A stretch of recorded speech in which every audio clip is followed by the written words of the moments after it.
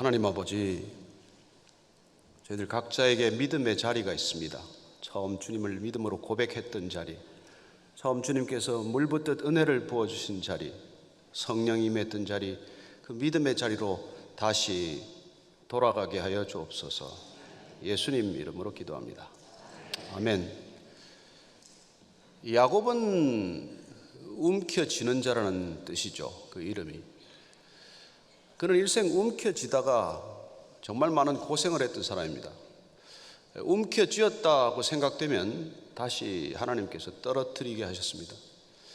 그는 어쩌면 일생 나 아닌, 야곱이 아닌 누군가가 되기로 발버둥 치다가 결국 자기 자리로 돌아온 사람이라고 봐야 되겠죠.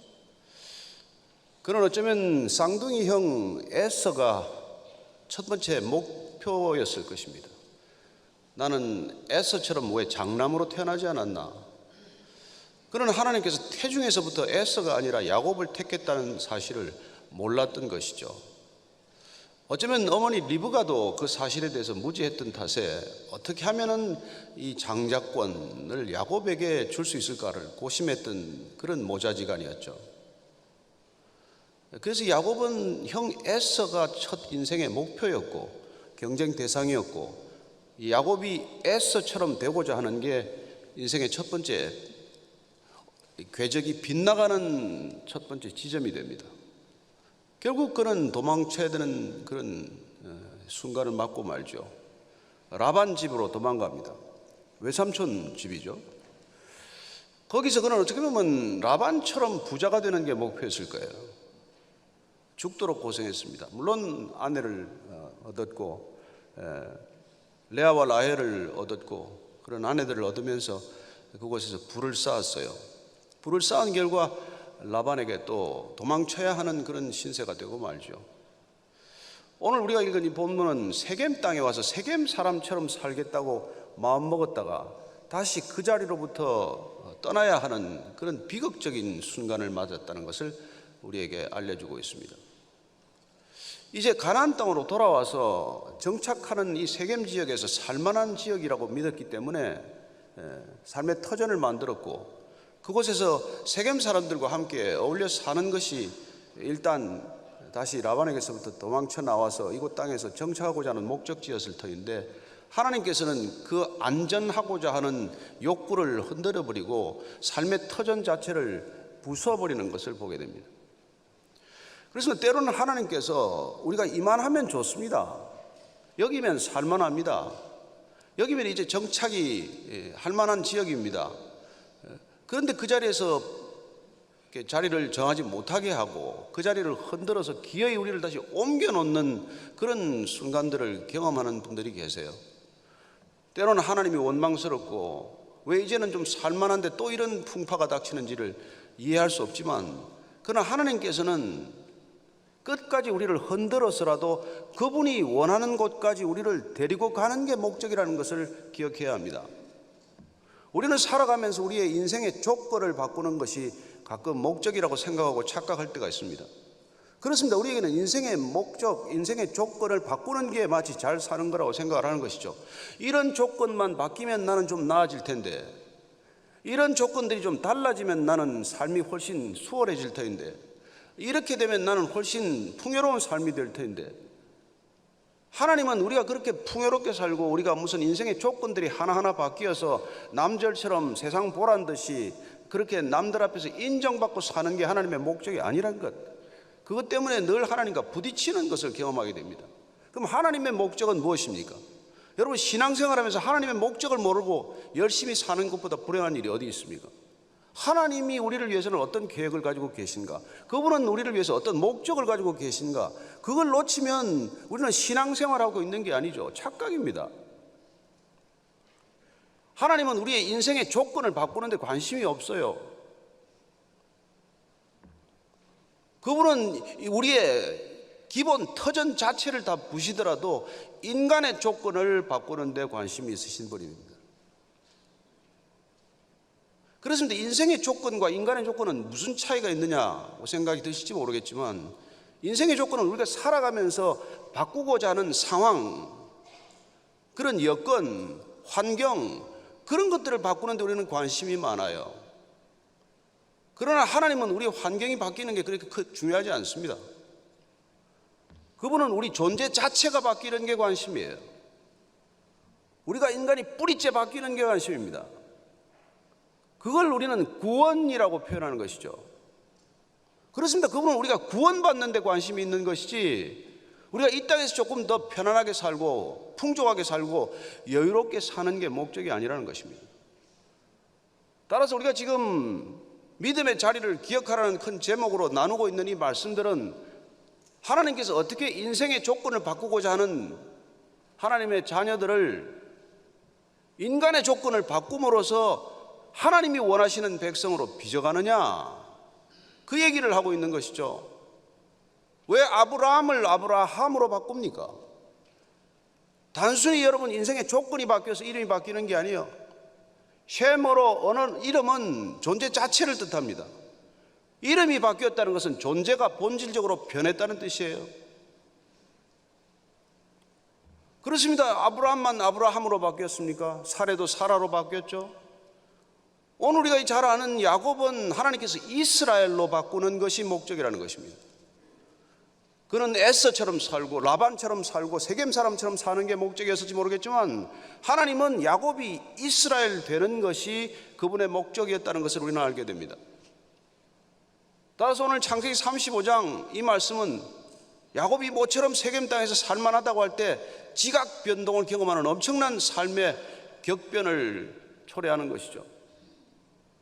어쩌면 그가 그때는 의지해왔던 것들, 하나님 대신에 의지해왔던 것들이 한순간에 다 무너지는 순간을 경험하는 것입니다. 세겜 땅에 와서 땅도 돈을 주고 샀어요.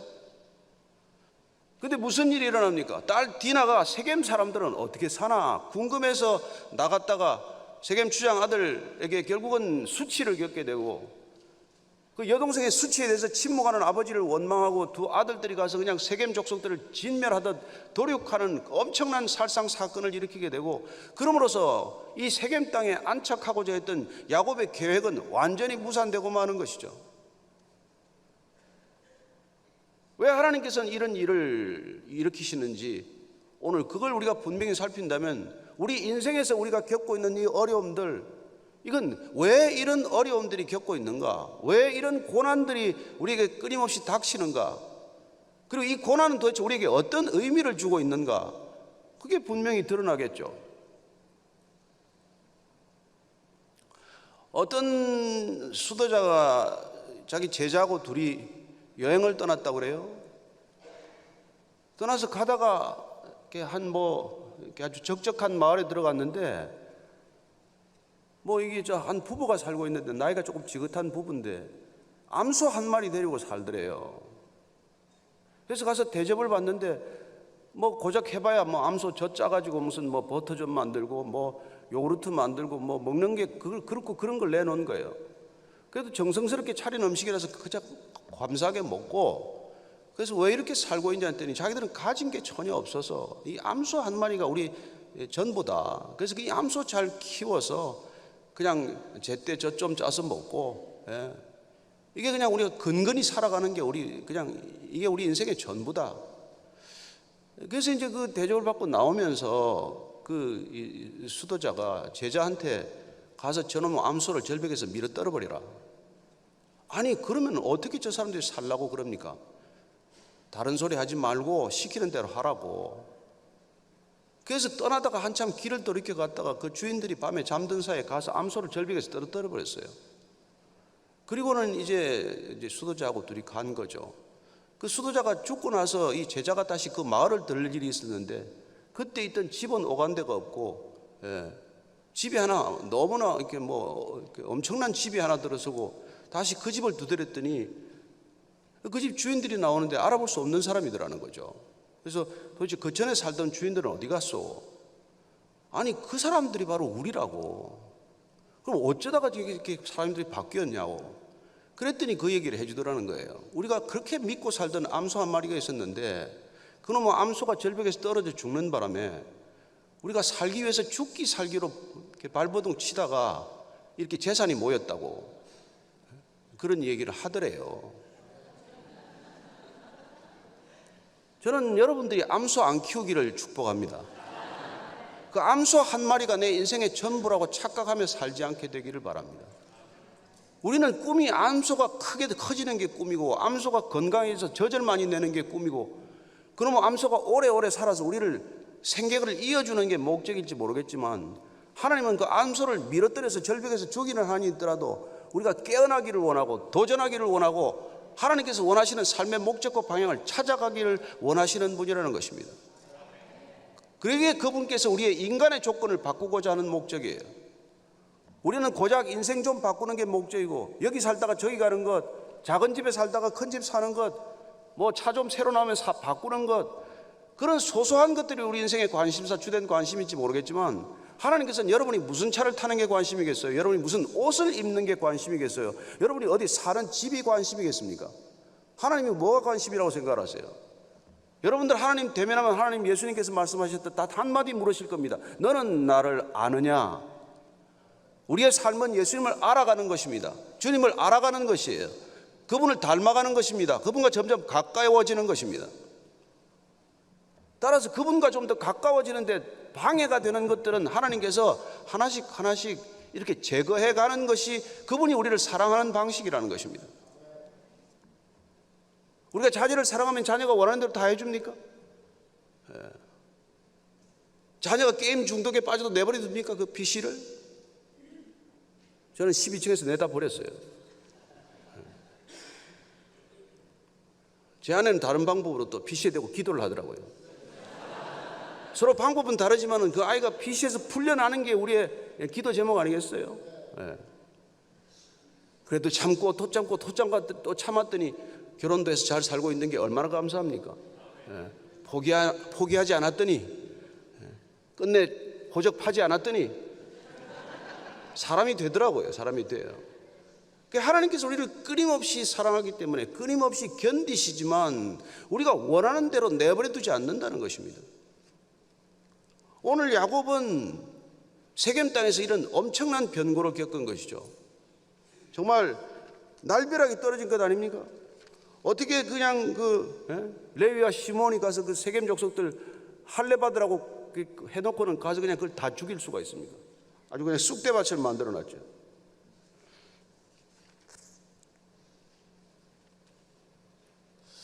그래서 하나님께서는 오늘 내가 다시 베델로 올라가라고 말씀하고 있는 것입니다.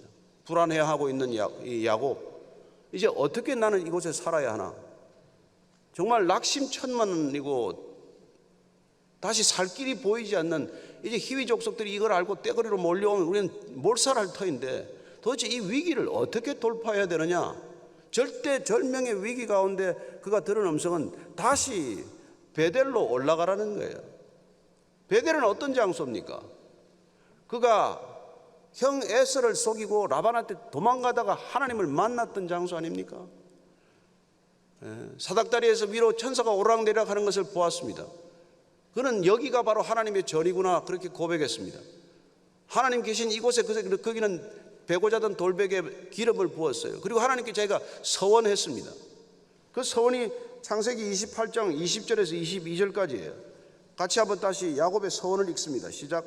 야곱이 서원하여 이르되 하나님이 나와 함께 계셔서 내가 가는 이 길에서 나를 지키시고 먹을 떡과 입을 옷을 주시어 내가 평안히 아버지 집으로 돌아가게 하시오면 여호와께서 나의 하나님이 되실 것이요 내가 기둥으로 세운 이 돌이 하나님의 집이 될 것이요 하나님께서 내게 주신 모든 것에서 10분의 1을 내가 반드시 하나님께 드리겠나이다 하였더라. 서원하라고 했습니까? 본인이 서원했어요. 하나님께서 11조 달라 그랬습니까? 본인이 드리겠다고 약속했어요. 그러나 뭐 서원은 잊어버리고 만 것이죠. 하나님께서는 베델에서 만나 주실 때 그가 그곳을 베델 하나님의 집이라고 이름 지을 때부터 얼마나 허무했겠습니까? 야곱이 드디어 이스라엘이 될 기회를 맞았구나 했지만 그는 여전히 야곱인 채로 떠났다가 야곱인 채로 돌아왔습니다. 그래서 하나님께서는 그의 인생을 흔들어 깨우는 것이죠. 여러분, 태풍이 왜 봅니까? 인생의 이게 평온한 바다를 뒤엎어 흔들어서 아랫물 윗물을 한번 뒤섞는 일이에요. 우리는 바람밖에 보지 못합니다. 그러나 그 강력한 태풍은 바다 전체를 뒤집어 놓습니다. 한여름에 여러분 바다가 플랭크톤이 많아지면은 바다가 생물이 살지 못해 다 죽어요. 인간이 무슨 황토를 뿌리고 무슨 일을 해도 바다는 깨끗해지지 않습니다. 태풍 한번 왔다 가면 아랫물 윗물 완전히 뒤집혀서 바다는 청결해집니다. 태풍은 바다를 청결하게 하는 하나님의 방법이에요. 우리 인생의 태풍은 무엇입니까? 다 잊어버리고 산 것들 다시 한번 기억하게 하는 것이고, 우리 인생의 아랫물 윗물을 뒤집어 엎어서 다시 한번 새롭게 빚어가는 하나님의 방법, 훈련 방식 아닙니까? 여러분들이 인생에서 태풍을 한두 번 겪으셨습니까? 엄청난 태풍들을 많이 겪지 않았습니까? 태풍이 부르면 아무것도 할 수 없어요. 저는 내가 남극을 이렇게 옛날에 언론 시절 취재를 간 적이 있는데, 태풍을 2번 만났어요. 엄청난 태풍을 만났습니다. 2700톤급 이 원양 어선이 마치 나뭇잎 정도도 안 돼요. 그냥 90도로 내리 꼬나박듯이 박는데 갔다가 올라오고 갔다가 올라오고, 사흘 동안 여러분 그 자리에 있는 게 사는 비리예요. 배가 그 자리에 있는 게 가장 어려운 항해술이라는 걸 그때 알았습니다. 그 엄청난 바람을 맞으면서 배가 뒤로 밀리지 않고 앞으로도 갈 수 없고, 옆바람을 맞으면 그 순간 넘어가면 끝입니다. 그래서 바람을 향하여 배를 고추 세워서 그 자리에 머물러 있는 것, 그게 가장 고도의 항해술이라는 것을 알게 되었어요. 바람을 정면으로 맞으면 배가 아무리 스피드를 걸어도 뒤로 밀립니다. 그래서 바람을 약간 15도, 우연 15도 정도로 비껴서 바람을 맞으면서 거의 half 스피드나 3/4 스피드를 걸어서 배가 그냥 그 자리에 가만히 떠 있기를 원하는 거죠. 남이 55도 이하에서 만난 그 태풍은 유빙대에 들어갔기 때문에 빙산하고 부딪히면 그냥 끝나는 거예요. 그 어려운 사흘 동안 여러분 선장은 한 번도 잠 안 자고 사흘 동안 이거 항해 하는 조타를 잡고 있는 걸 보았습니다.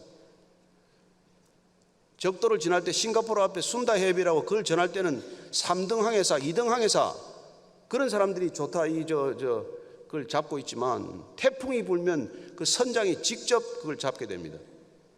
저는 여러분들이 인생의 태풍을 만나면 우리가 그걸 잡고 있다고 우리 인생의 항로를 결정하지 않는다는 걸 기억하십시오.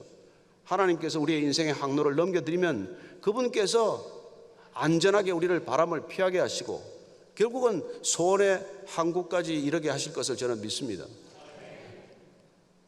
그렇습니다. 인생의 태풍을 지금 야곱이 만난 거예요. 내 힘으로 해결 못합니다. 지금은 딱 죽게 생겼어요. 그동안 그토록 고생해서 아내 넷, 그리고 자식 아들 12, 딸 디나까지 이렇게 자녀를 얻고 한 재산을 단단히 챙겨서 왔지만 지금 풍전등화 아닙니까? 하나님께서 그 야곱을 다시 베델로 올라가라고 지금 얘기하는 것입니다. 내 믿음의 첫 자리, 내가 믿음을 서원했던 자리, 내가 나와의 관계를 확인했던 자리, 그리고 돌아오면 다시 나하고 정말 밀월처럼 신방을 차리듯 그렇게 이곳에서 나하고 지내겠다고 너희가 약속하지 않았냐?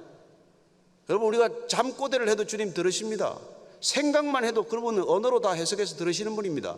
여러분들이 생각한 것도 주님께서는 우리를 다 기억하시는 분이라는 것을 아셔야 합니다.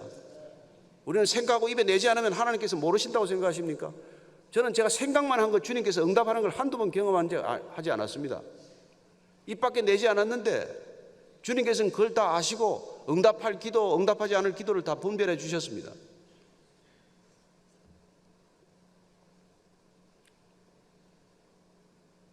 그 에서를 피해서 도망가던 그때 나타났던 하나님께서 다시 제단을 쌓으라고 말씀하시는 것이죠. 왜 베델로 갑니까? 베델로 가서 뭐 하라는 거예요? 제단을 쌓으라는 거예요. 세겜에서 제단을 잊어버리고 살지 말고 세겜에서 내가 바벨탑을 쌓을 생각을 그만두고 다시 베델로 가서 제단을 쌓는 삶을 살라는 거예요.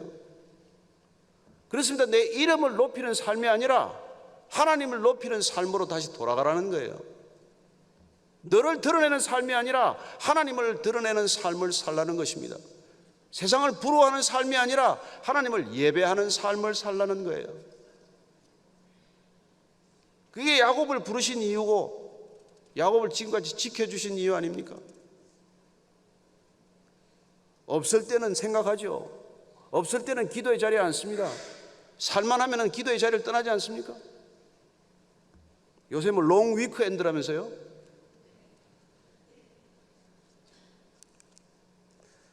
그래서 서부 동부에 가면 여러분 교회가 비기 시작하는 거예요. 갈 데가 얼마나 많습니까?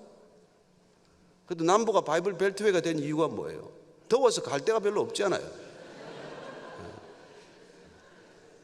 왜 여러분 중동 땅에서 예수님 오셨습니까? 왜 그 땅이 그렇게 신앙심이 그렇게 큽니까? 할 게 없어요. 여러분, 제가 아부다비에 넉 달 있었는데 할 일이 없습니다. 거기에 사방이 다 모래 아닙니까?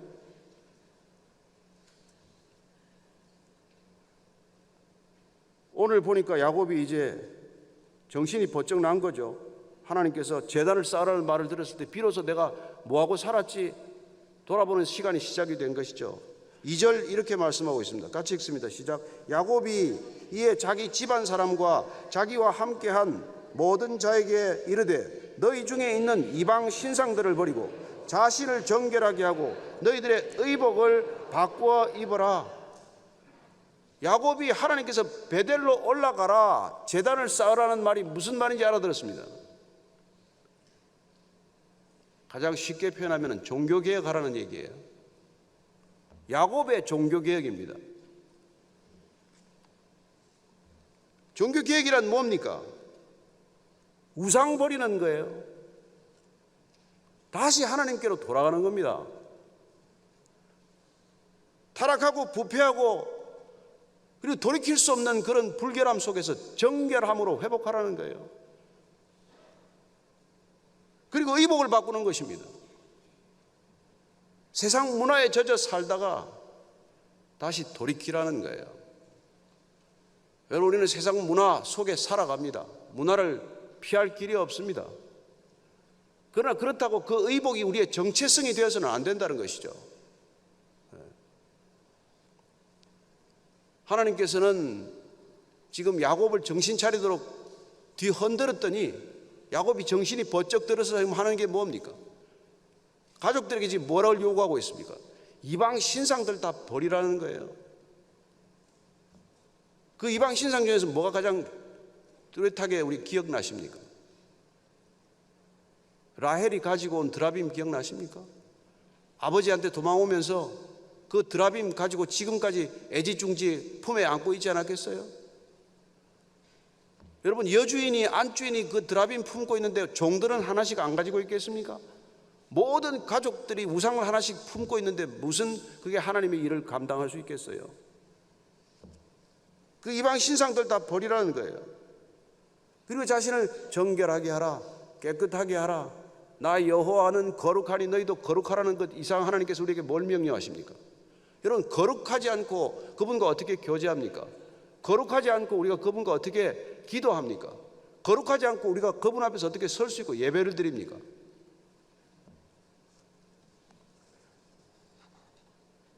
제일 큰 착각은 하나님께서 예배도 받지 않으시는데 우리는 예배 드렸다고 주장하는 것입니다. 제일 큰 비극은 우리가 그토록 열심히 기도했는데 하나님은 안 들으신다는 것입니다.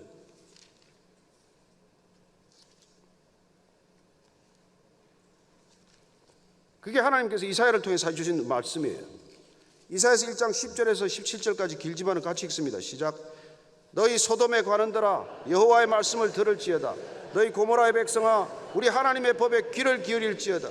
여호와께서 말씀하시되 너희의 무수한 재물이 내게 무엇이 유익하니요? 나는 수장의 번제와 살찐 짐승의 기름에 배불렀고 나는 수송아지나 어린 양이나 수점소의 피를 기뻐하지 아니하노라. 너희가 내 앞에 보이러 오니 이것을 누가 너희에게 요구하였느냐? 내 마당만 밟을 뿐이니라. 헛된 죄물을 다시 가져오지 말라. 분향은 내가 가정히 여기는 바요. 월삭과 안식일과 대회로 모이는 것도 그러하니 성회와 아울러 악을 행하는 것을 내가 견디지 못하겠노라. 내 마음이 너희의 월삭과 정한 절기를 싫어하나니 그것이 내게 무거운 짐이라. 내가 지기에 곤비하였느니라. 너희가 손을 펼 때 내가 내 눈을 너희에게서 가리고 너희가 많이 기도할지라도 내가 듣지 아니하리니 이는 너희의 손에 피가 가득함이라. 너희는 스스로 씻으며 스스로 깨끗하게 하여 내 목전에서 너희 악한 행실을 버리며 행악을 그치고 선행을 배우며 정의를 구하며 학대받는 자를 도와주며 고아를 위하여 신원하며 과부를 위하여 변호하라 하셨느니라.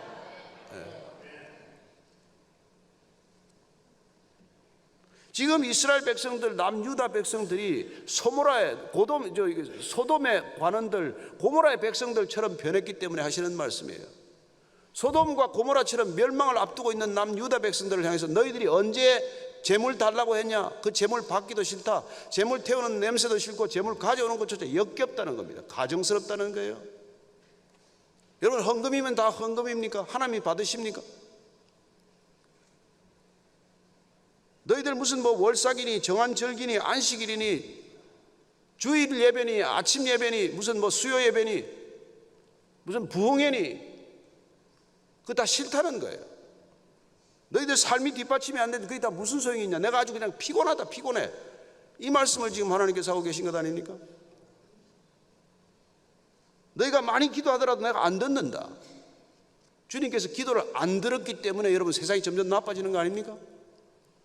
교회가 교회다웠는데 세상이 이 지경이겠습니까? 그게 한국이든 미국이든 유럽이건 교회가 교회다운데 세상이 이 지경으로 가겠어요?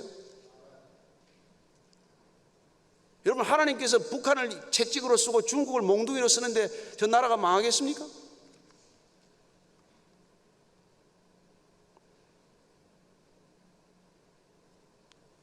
그럼 어떻게 기도하라는 겁니까? 주님, 손에 피를 묻히지 말라는 거예요.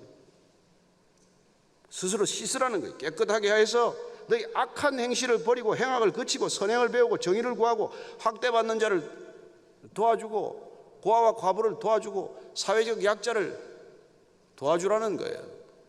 그 정부가 다 하는데요. 교회는 그럼 무슨 일을 합니까? 오늘 야곱은 내가 드디어 신앙을 회복해야 되는구나, 이걸 안 거예요. 여러분, 세상의 문제는 세상에 있지 않습니다. 보이는 문제는 보이는 데 원인이 있지 않습니다. 모든 보이는 것들의 원인은 보이지 않는 것들입니다. 이 세상의 문제는 세상에 있지 않습니다.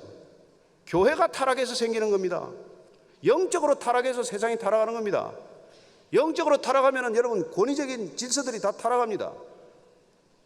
신앙이 타락하면 정치가 타락하고 정치가 타락하면 경제가 부패하고 경제가 부패하면 사회가 도덕적으로 무너지는 것입니다. 어디서부터 잘못되었습니까? 종교가 타락하는 가장 큰 이유가 뭡니까? 하나님을 우상으로 만든 것이죠. 하나님을 내 신앙의 내 목표의 수단으로 삼은 것이죠. 무슨 호리의 진입병처럼 꺼내서듯 필요할 때만 하나님 부르는 것 아닙니까? 여러분, 종교는 내가 필요해서 신을 만든 거지만 하나님께서는 우리를 하나님이 원하시는 방식대로 이끌기 위하여 우리를 지으신 것 아닙니까? 근데 우리가 뭘 요구할 게 있습니까? 하나님께 우리가 뭘 요구해야 됩니까? 잘 구하라고 주님께서 주기도문 가르쳐주지 않았습니까? 그게 주문입니까? 주님이 가르쳐주신 기도가 주문이 아니잖아요. 여러분, 그 기도만 했어도 우리가 이렇게 되지 않습니다. 그 많은 기도를 했지만 주님의 뜻과 다른 기도가, 얼마나 많은 기도가 주님께 상달되지 않는 기도가 되고 뭐합니까? 거기에 내 기도가 어디 있습니까? 주님께서 가르쳐주신 기도가. 그 가르쳐준 기도대로 안 하는데 기도가 들으시겠습니까? 먼저 구해야 할 것 먼저 구하라는 것 아니겠어요? 그렇습니다. 먼저 하나님의 나라와 그 의를 구하라. 그리하면 내가 모든 것을 더하시리라.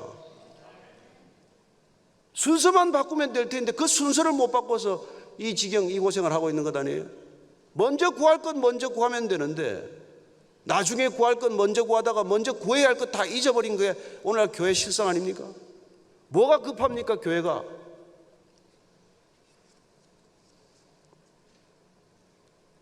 그래서 야곱이 지금 이방 신상 다 버리고 정결하게 하고 거룩을 회복하고 의복을 바꾸어 입으라는 것이죠. 제가 지금 가 쓰고 덮어 쓰고 나오지 않았습니다. 사람들이 입는 옷도 입습니다. 제가 잠옷 입고 나오지 않았습니다. 예의를 갖춥니다. 그러나 여러분, 옷이 내 정체성은 아니잖아요. 어떻게 보면 의복을 바꿔야 할 때 의복을 바꾸지 않기 때문에, 아니 교회가 의복을 입느라고 정신을 잃어버렸기 때문에, 교회 의복이 뭡니까? 집 짓는 거 아닙니까? 여러분, 복음의 본질이 건물입니까? 사람입니까?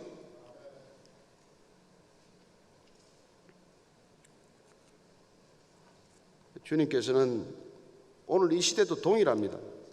창세기 때나 이사야 때나 예수님 때나 지금이나 하나도 다르지 않습니다. 여러분, 다르면 성경은 읽을 필요가 없습니다. 사람이 바뀌었으면 설교할 필요도 없습니다. 사람은 안 바뀝니다. 오직 하나님을 만난 사람, 베델로 올라가는 사람, 제단을 쌓는 사람, 그 사람들에 의해서 세상은 하나님의 나라를 이루어가고 있는 것이죠. 먼저 하나님의 나라를 구하라고 하기 위해서 그분께서는 주기도문을 가르쳐 주신 것이죠.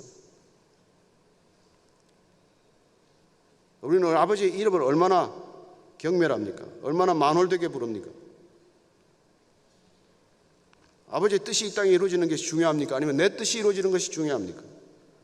아버지의 이름이 알려지는 게 중요합니까? 내 이름이 알려지는 게 중요합니까? 우리가 다 바꿔놓지 않았습니까? 그래서 바울이 우리에게 다시 한번 의복을 바꾸는 걸 이렇게 가르쳐주고 있습니다. 로마서 13장 14절입니다. 같이 읽습니다. 오직 주 예수 그리스도로 옷 입고 정욕을 위하여 육신의 일을 도모하지 말라. 우리는 그리스도로 옷 입으라고 말씀하십니다. 우리가 바꿔 입을 옷은 세상의 옷이 아니라 그리스도로 입는 옷 입는 것이고, 그리스도로 의복을 바꿔 입으면 우리는 더 이상 정욕을 위하여 살지 않는다는 거예요. 욕심을 위해 살지 않는다는 것입니다. 여러분, 우리의 욕심, 탐심이 곧 우상 숭배 아닙니까? 그렇습니다. 그 욕심으로부터 우리가 벗어나지 않으면 하나님도 욕심의 수단이죠. 기도도 욕심의 통로죠. 예배도 우리 욕심을 충족하는 하나의 제의에 불과한 것 아니겠어요? 얼마나 비극적입니까? 그 많은 예배, 그 많은 제물을 드렸는데 하나님은 안 받으셨다고 말씀하시고, 그 많은 기도를 드렸는데 기도를 안 들었다고 말씀하시는 그런 기도를 우리가 드렸기 때문에 세상이 점점 더 나락으로 빠져들고 있는 것이죠. 3절 말씀 같이 읽습니다. 시작. 우리가 일어나 베델로 올라가자. 내 환난 날에 내게 응답하시며 내가 가는 길에서 나와 함께 하신 하나님께 내가 거기서 제단을 쌓으려 하노라. 베델로 이제 올라가자. 그는 가족들에게 드디어 이 정체성을 선포하는 것이죠. 우리는 베델로 올라가야 되는 백성들이다. 그렇습니다. 교회는 베델로 올라가는 공동체입니다. 아마 옆에 있는 베델 교회 얘기를 하는 게 아니고,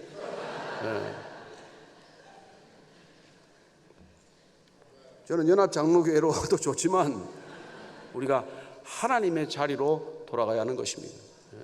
하나님을 만나는 자리, 그게 골방이 되었건 여러분의 직장 일터가 되었건 소그룹이 모이는 기도의 자리건 하나님이 임재하시는 자리로 다시 올라가라는 거예요. 하나님이 임재가 없으면 우리는 어디에 있어도 그것이 성전이 될 수도 없는 일이고, 하나님께서는 우리 안에 성전을 삼기 위해서 오시지 않았습니까? 따라서 그분이 우리 자리에서, 우리 안에 내부에서 우리 안에 심령의 중심에 좌정하도록 하면 우리는 베델로 올라가는 것이죠. 그 자리에, 우리의 중심의 자리에 우리가 있으면 우리는 우상 숭배가 되는 것이지만, 우리 중심의 자리에 하나님을 모시면 우리의 중심이 베델이 될 줄로 믿으십시오. 그게 광야 40년 훈련이라고 말씀드리지 않았습니까? 광야 40년 훈련의 핵심은 하나님의 동행 훈련이요, 하나님을 우리 중심의 자리에 모시는 훈련, 아니 우리의 중심, 우리의 마음의 좌소를 그분께 내어드리는 우리의 마음이 베델되게 하는 것, 그게 신앙 훈련의 목적이었다는 것을 우리가 잘 알지 않습니까? 그 베델로 올라가자. 환난 날에 내게 응답하셨다. 그런 신앙적 경험도 있어요. 정말 홀홀 단신으로 라반 집에 가면서 얼마나 절망적이었겠습니까? 기대할 것 없고 의지할 것 없고 어느 것 하나 가진 것 없이 맨손으로 그렇게 갈 때 하나님께서 만나 주시지 않았습니까? 얼마나 감격했으면 그가 베델이라고 이름을 지었겠습니까? 내가 거기 가서 하나님께 다시 예배를 드리겠다고 선언을 하신 것입니다. 그렇습니다. 우리의 목적은 예배에 있습니다.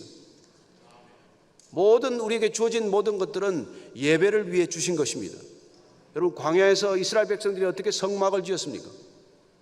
애굽 땅에서 가지고 온 모든 재료로 지었습니다. 애굽 땅 나올 때 하나님께서 너희들 다 이렇게 청구해서 그동안 못 받은 것 다 받아가지고 오라고 그랬습니다. 그래서 여러분, 성막을 지을 때 애굽에서 가지고 온 재료들로 다 지었습니다. 세상의 것들로 성막을 지었습니다. 하나님께서 주신 모든 것들로 성막을 지으면 그게 하나님의 전이 되는 것 아닙니까? 우리의 목적을 위해서 쓰면 타락하고 말지만 하나님의 목적을 위해서 쓰면 그게 거룩한 것이 되지 않습니까?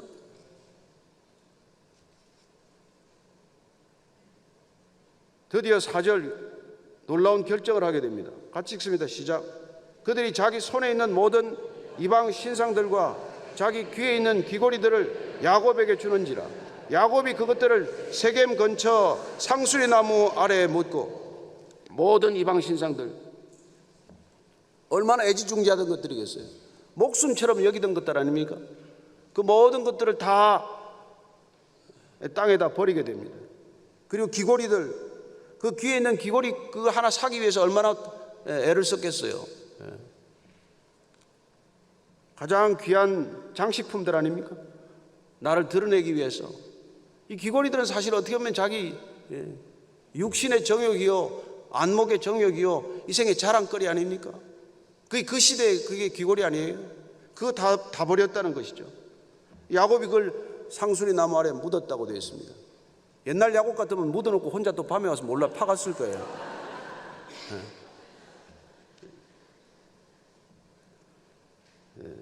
이런 일이 있었다는 것입니다. 이게 여러분 종교개혁입니다. 이게 신앙의 본질로 돌아가는 일입니다. 여러분, 야곱의 종교개혁, 마틴 루터의 종교개혁이나 본질 하나도 다르지 않습니다. 우리 안에 있는 우상을 버리는 것, 하나님보다 더 높아진 것들을 다 버리는 것, 그리고 우리 자신도 모르게 덕지덕지 붙은 불결한 것들 마치 다 깎아내듯, 살을 깎아내듯 비만해지고 비둔해져서 비계살처럼 붙은 것들 다 잘라내듯 그렇게 잘라내고, 그리고 우리의 의복을 바꾸는 것이죠. 그렇다고 무슨 유대인처럼 옷을 바꾸라는 것 아니지 않습니까? 세상이 살아가는 방식, 기준, 가치관을 다 바꾸는 게 의복을 바꾸는 거예요. 세상의 기준대로 살아가면 여러분 유대인 옷을 입고도 세상 사람입니다. 따라서 우리가 가지고 있는 가치관이나 인생관이나 세계관이나 그 모든 것들이 세상 방식이라면 우리는 세상의 옷을 입고 살아가는 것입니다. 세상이 복이라고 하는 것들을 여전히 우리가 복의 기준으로 삼고 있으면 우리는 세상의 의복을 입고 사는 사람들이에요. 몸만 교회 왔다 갔다 할 뿐이지, 가끔 생각나면 예배 오고 가끔 생각나면 기도할 뿐이지, 우리가 살아가는 옷은 그대로 세상의 옷 그대로 아닙니까? 세상이 좋다고 하면 좋은 것이고 세상이 비싸다고 하면 비싼 것이고 세상이 정한 기준대로 따라가는 거 아닙니까? 우리가 무슨 옷을 바꿔 입었습니까? 언제 우리가 옷을 한번 바꿔 입었습니까? 따라서 우리는 철저하게 세상이 가지고 있는 기준들을 살펴봐야 되는 것이고, 과연 저 기준을 우리가 받아들여야 되는가? 저 기준을 우리가 입어야 되는가? 저 기준의 옷을 우리가 반드시 받아들일 필요가 왜 있는가? 하나하나 다 따져야 합니다. 아무 찬송이나 부르지 마십시오. 찬송 아닙니다. 하나님 안 듣는 찬송이 얼마나 많은데. 요새 힐송 찬송 누가 잘 부릅니까? 그토록 많은 찬송이 알려지지만은 힐송 목사들 어떤 짓을 하다가 다 그게 다 바닥이 났습니까? 뉴욕에 있는 목사, 시드니에 있는 목사 다 드러나지 않았습니까? 힐송 찬양 지도자들은 내가 하나님 안 믿고 내가 찬양했다고 고백하지 않았어요? 여러분, 하나님 안 믿어도 찬양할 수 있습니다. 신앙 없어도 찬양 잘할 수 있어요. 찬양 가사 들어보십시오. 신세 한탄이 얼마나 많습니까? 여러분, 하나님을 찬양하지 않는 찬송을 왜 부릅니까?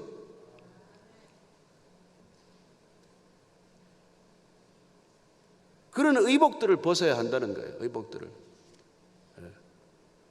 하나님께서는 복잡하게 입는 거 좋아하지 않습니다. 진리는 단순합니다. 하나님이 심플하신 분입니다. 모호하지 않습니다. 애매모호하지 않습니다.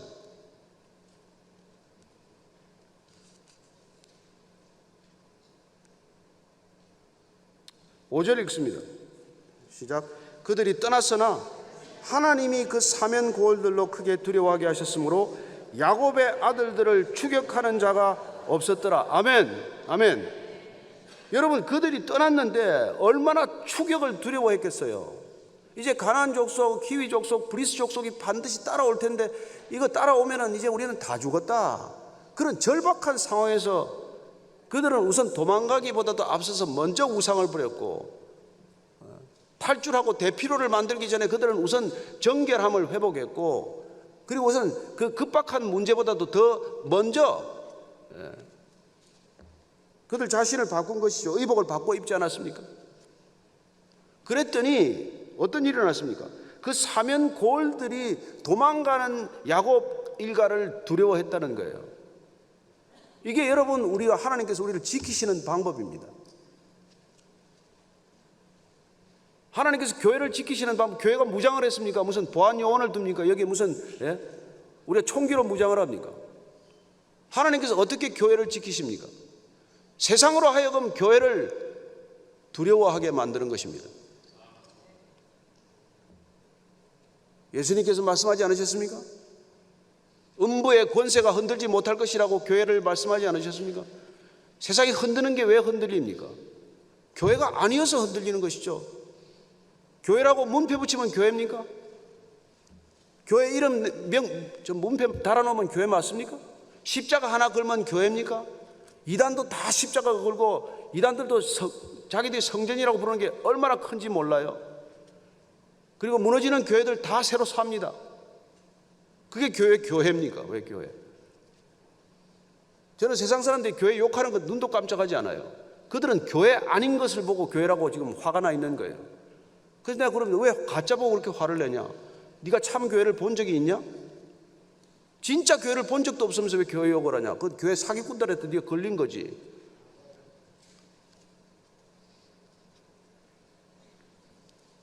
하나님께서는 야곱이 돌이키기만 했는데, 베델로 아직 올라간 것도 아니에요. 베델로 올라가겠다고 결정을 하고, 그리고 우상을 버리기만 했는데 사변의 고을들의 사람들이 야곱 일가를 추격하지 않는 거예요. 하나님께서 지켜주시는 방법이 그렇다는 것입니다.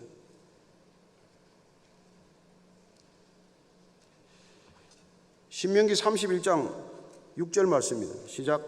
너희는 강하고 담대하라. 두려워하지 말라. 그들 앞에서 떨지 말라. 이는 내 하나님 여호와 그가 너와 함께 가시며 결코 너를 떠나지 아니하시며 버리지 아니하실 것임이라. 아멘. 강하고 담대하십시오. 두려워하지 마십시오.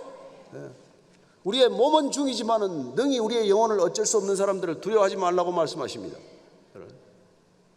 세상은 여러분 건강이 약해서 죽는 게 아니에요. 두려워서 죽는 겁니다. 두려움에 지는 겁니다. 그래서 성경에 두려워하지 말라는 말이 그렇게 많습니다. 몇 번이라고요? 366번이랍니다.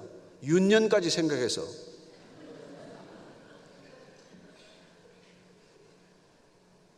그들 앞에서 떨지 말라는 거예요. 떨지 말라고. 뭐가 두렵습니까? 왜 떱니까? 저는 25년 기자 생활하면서도 7명 대통령 했지만 대통령 앞에 떨은 적이 없습니다.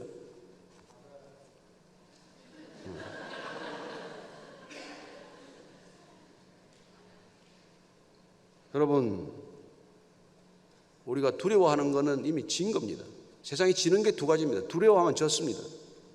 부러워하면 졌다 그러면 젊은이들이. 저 사람 사는 게 부럽다 그러면 여러분 그분한테 진 겁니다. 저는 여러분들이 아무리 없어도 남을 두려워하거나 부러워하지 않을 것을 믿습니다. 그게 이긴 거예요. 세상을 어떻게 이깁니까? 예수님이 뭘 가졌다고 이깁니까? 너희들이 세상에서는 환난을 만나겠지만 두려워하지 말라. 담대하라. 내가 세상을 이겼노라. 뭘 이겼어? 십자가에 박히면서. 세상을 두려워하지 않았기 때문에 이긴 겁니다. 세상이 부럽지 않기 때문에 이긴 겁니다. 예수님이 기준이기 때문에 항상 이기신 것입니다. 이 세상엔 그리스도인이 기준입니다. 여러분 직장 들어가면 뇌물 받는 99명이 기준입니까? 뇌물 안 받는 그리스도인 한 사람이 기준입니까? 다 거짓말 하는데 거짓말 안 하는 한 사람이 기준입니까? 거짓말 하는 99명이 기준입니까? 세상은 그걸 기준이라고 말합니다. 왜 다 속이는데 너만 안 속이냐고 말합니다. 왜 속이는 사람들 틈에서 안 속이는 사람을 기준으로 안 삼습니까? 불안해서, 두려워서, 왕따 당할까 봐. 여러분, 그리스도인은 왕따를 자청하는 사람이에요. 왕따로 사십시오. 왕은 따로 놉니다.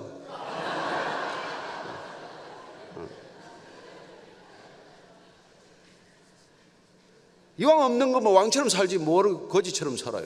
어차피 없을 건데.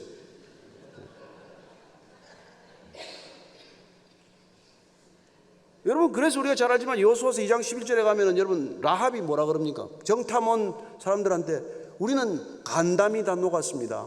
당신들 이스라엘 백성들의 얘기를 듣고 우리는 간담이 다 서늘해졌습니다. 여러분, 교회를 보고 세상에 간담이 서늘한 일이 있어야 되지 않겠어요? 교회가 뭘 가져서 간담이 서늘해지는 게 아닙니다. 살아가는 삶의 방식이 그들로서는 도저히 이해할 수 없기 때문에, 저게 맞기는 맞는데 우리는 죽었다 깨어나도 못 가기 때문에 두려운 거예요.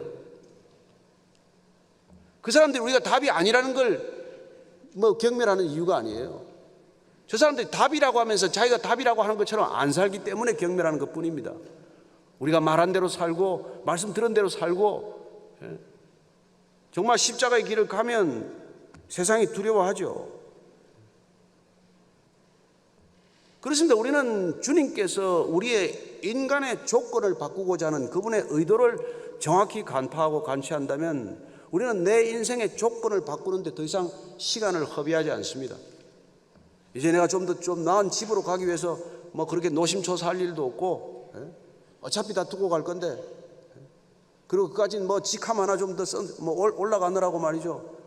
사방에 다니면서 청탁할 일도 없고, 여러분 아무리 여러분들이 그 스펙을 쌓고 커리어를 쌓아도 A4 용지 한 장도 안 됩니다. 제가 사표 낼 때 한번 써보니까 A4 용지 반 장도 안 돼요. 아무것도 아닙니다. 그걸 위해서 뭐 그렇게 비굴하게 살 이유가 뭐가 있어요?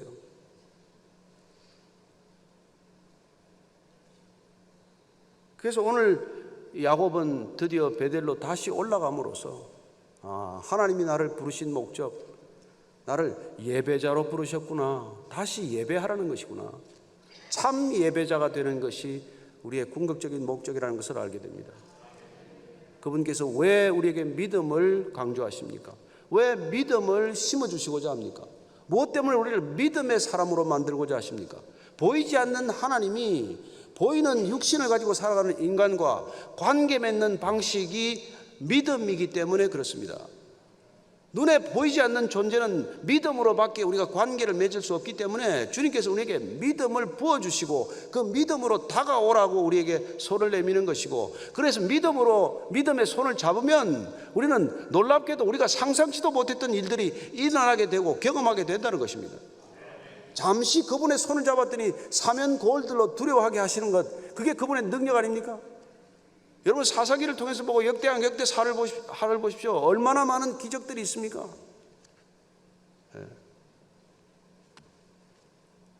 에리사가 하도 뭐 이게 아람 일을 알아내니까 아람 왕이 엘리사 잡아오라고 뭐 아람 군대를 수없이 보내잖아요. 산 밑에 전부 아람 군대가 깔렸습니다. 사환이 아침에 일어나서 보니까 그냥 산 밑에 전부 불바다예요. 횃불 들고 잡으러 올라옵니다. 엘리사가 뭐라 그럽니까? 염려하지 마라. 우리를 애워싸고 있는 자들이 저들보다 많다라고 얘기합니다. 그리고 사환의 눈을 열어서 보게 합니다. 기도를 했더니 사환이 눈을 뜨지 않아요? 그랬더니 사환이 눈을 뜨고 보니까 뭐가 보입니까? 눈을 서 있는 아람 군대보다 더 많은 불병거와 불말을 보았다고 되어 있습니다. 저는 믿음의 사람들이 눈을 뜨면 이 세상보다 더 큰 하나님의 천군 천사를 볼 줄로 믿습니다. 안 본 걸 보았다라고 말할 건 없어요. 그러나 있다고 믿으십시오. 수많은 우리가 죽음의 기회를 이게 넘어갑니다. 여러분 여기까지 오는데도 여러분 뭐 안 죽고 온 게 그냥 온 겁니까? 다 하나님이 지켜주셔서 온 거 아닙니까? 네.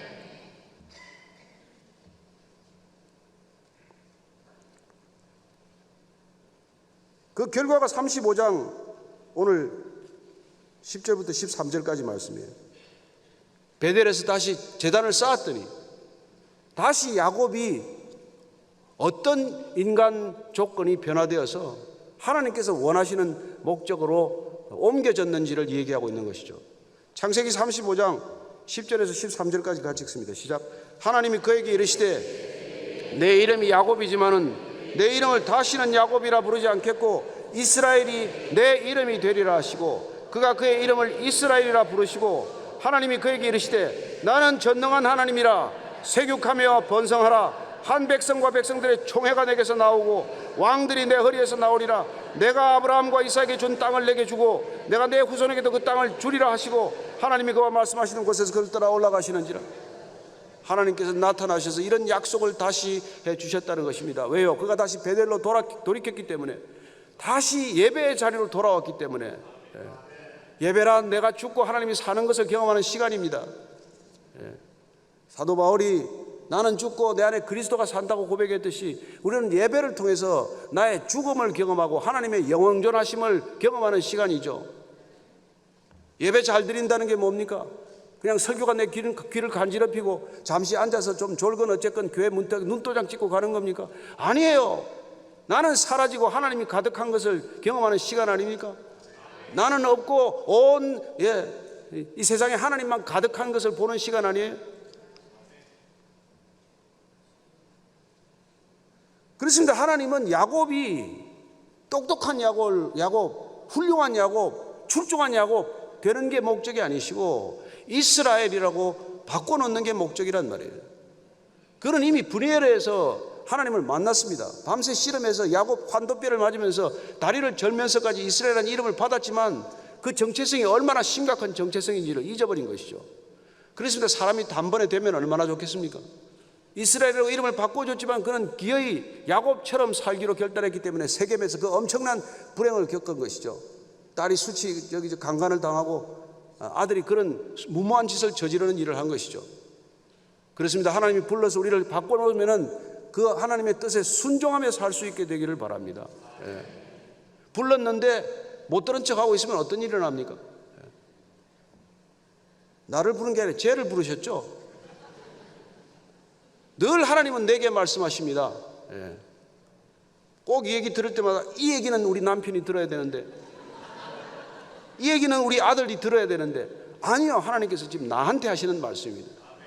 이 설교는 나한테 하고 있는 거예요. 내가 들어야 합니다. 내가 바뀌어야 합니다. 여러분, 신앙은 남을 바꾸는 일이 아니에요. 남을 비난하는 일도 아닙니다. 내 눈에 있는 들보 발견하는 일입니다. 남의 눈에 티 안 빼는 일이에요. 나만 변화시키면 됩니다. 제가 트위터 초기에 트위터를 한 10년 썼는데 제일 썼던 말 중에 하나 인상이 남는 게 그렇습니다. 제가 나이 30에는 세상 바꾸겠다고 돌을 들었고 40에는 아들 둘 바꾸겠다고 매를 들었고 50에는 아내를 바꾸겠다고 눈초리를 쳐들었다가 60에 다 내려놨다 그랬습니다. 나만 바뀌면 됩니다. 나만 바뀌면 됩니다. 하나님은 내가 바뀌는 데 관심이 있습니다. 저는 성도들 바뀌라고 하지 않습니다. 성도는 바뀔 것입니다. 하나님께서 바꾸실 것입니다. 때가 되면 반드시 바꾸십니다. 야곱을 이스라엘로 바꾸셨고 사울을 바울로 바꾸신 하나님께서 저와 여러분을 못 바꾸시겠습니까? 저와 여러분이 바뀌는 것만이 그분의 영광을 드러내는 것인 줄로 믿으십시오. 나 하나 못 바꾸는 하나님을 누가 믿습니까? 나 하나 그대로의 인간을 누가 믿음이라고 말할 수 있겠습니까? 여러분 하나 안 바뀌면 누가 하나님을 믿겠습니까? 저 사람이 저 사람 맞나? 어제 그 사람과 오늘의 그 사람이 과연 맞나? 그런 의구심이 생기고 그런 놀라움이 있고 그런 경외감이 생겨야 하나님 믿지 않겠습니까? 저만 바뀌면 됩니다. 여러분만 바뀌면 됩니다. 바뀌면 세상 바뀝니다. 하나도 안 바뀐 사람들이 세상 바꾸겠다고 하다가 세상 다 망치는 것 아닙니까? 자기만 바뀌면 될 텐데. 그렇습니다. 왜 안 바뀝니까? 인간의 조건을 바꾸고자 하는 하나님을 무시하고 자기 인생의 조건만에 관심을 갖기 때문에 그런 일이 일어나는 것입니다. 하나님은 인간의 조건을 바꾸는 것을 구원이라고 부릅니다.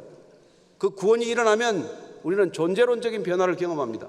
뿌리째 바뀝니다. 더 이상 야곱이 아닙니다. 그는 이스라엘이 되는 것이죠. 그때 우리는 죽음도 불사하게 되는 것입니다. 야곱아 너를 창조하신 이가 말씀하시느니라. 이스라엘아 너를 조성하신 이가 말씀하시느니라. 내가 너를 택하였고 내가 너를 지명하여 불렀나니 너는 내 것이라.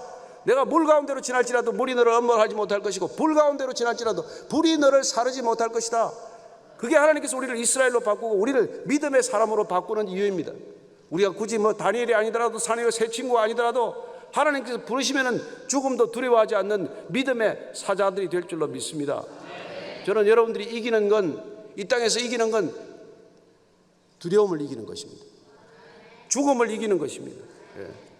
예수님께서 오셔서 나를 믿는 자는 죽어도 살겠고 살아서 나를 믿는 자는 영원히 죽음을 보지 아니하리니 내가 이것을 믿느냐라고 물을 때 아멘이라고 크게 대답하십시오. 그게 우리의 신앙입니다.